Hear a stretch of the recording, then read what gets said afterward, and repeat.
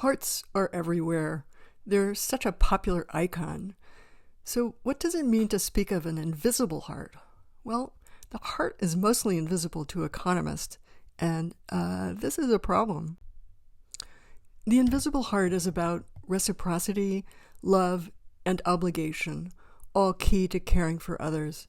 But care provision is often taken for granted, its economic contributions ignored or undervalued. I started laying out this argument in this book published in 2001. My latest book, coming out in March of 2026, is called Making Care Work: Why Our Economy Should Put People First.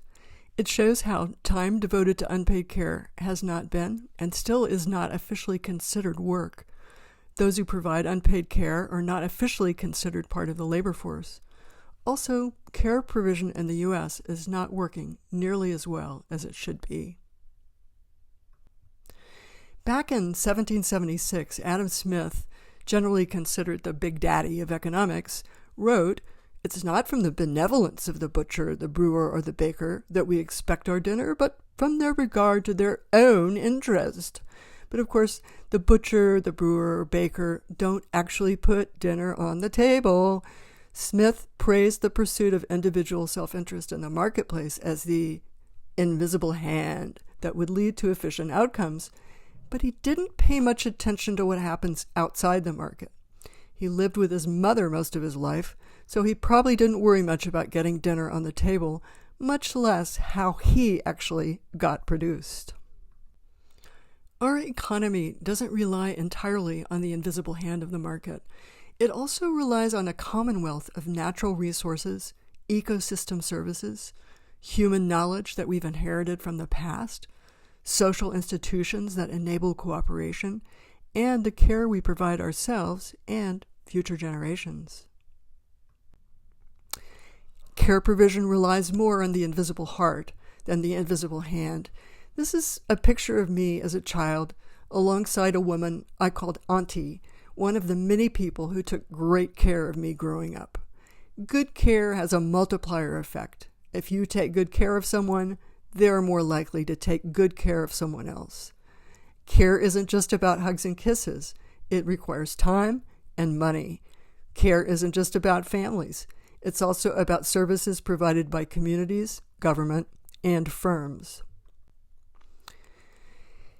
Care provision produces, develops, and maintains the human capabilities that are crucial to sustainable economic development.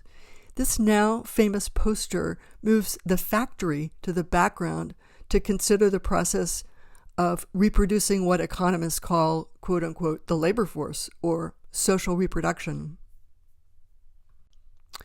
Human capabilities include human capital, such as skills that offer a high rate of return in the labor market, but they also include capabilities to take care of each other outside of or on top of market exchange. This starts with the care of babies, but it also includes care for those experiencing poor health or disabilities and the day-to-day maintenance of healthy adults, our ability to get out of bed in the morning and do what we do. And don't forget, everybody's got a hungry heart. We have rights to care and to be cared for. We need to think harder about how these rights should be defined and defended. We're not just a labor force. Sometimes economists seem to forget that we are valuable in and of ourselves. But research is now telling us more about how we actually produce one another. The annual American Time Use Survey shows that about 50% of all work done in the U.S., defined as activities that someone else could, in principle, be paid to perform, is unpaid. People who do only unpaid work aren't counted as workers or part of the labor force. The value of this work isn't counted as part of official gross domestic product. It's literally invisibilized.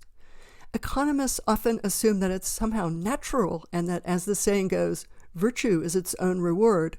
But parents, mothers in particular, are increasingly aware of the price they pay for their care commitments, and the care of elderly and disabled persons who need assistance also imposes significant costs. Sometimes virtue is its own reward, But sometimes nice guys and gals finish last. In a competitive labor market, care providers often pay a penalty and reduced earnings. Women who take time out of the labor market to provide family care experience a big drop in earnings, and economic dependence on a husband can be risky.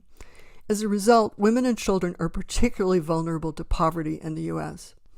Care penalties also come into play in wage employment. About 74% of all paid employees in health, education, and social services are women. Only 26% are men. Both women and men employed in such care services earn about 20% less than their counterparts in business services with the same levels of education. Many childcare and elder care workers earn poverty-level wages. Most teachers and healthcare workers earn far less than bankers or stockbrokers. Are they necessarily less skilled or less productive? Or is care provision undervalued by the market economy? Historically, women had little choice but to specialize in care work, and this work is still coded as feminine today. It's likely undervalued because it aims to meet human needs rather than to satisfy something called consumer demand. And other factors come into play.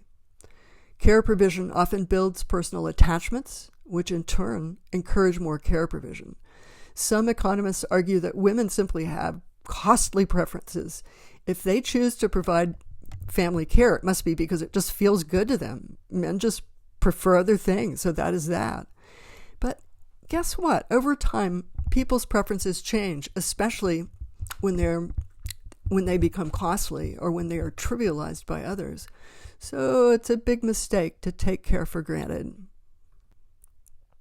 Care provision is a public good that can't be accurately priced by the market because it spills over beyond individual transactions. It's not just a preference, like a preference for coffee over tea or sports cars over kids. It's an investment of time and money that generates social benefits. Caregivers can seldom fully capture or monetize the benefits they create. Because care provision is a public good, it requires public support. If we want to protect the invisible heart, we need to make it so visible that it can no longer be ignored. We should recognize, reward, and redistribute the time and money devoted to caring for others in equitable ways. Thanks for your eyes and ears.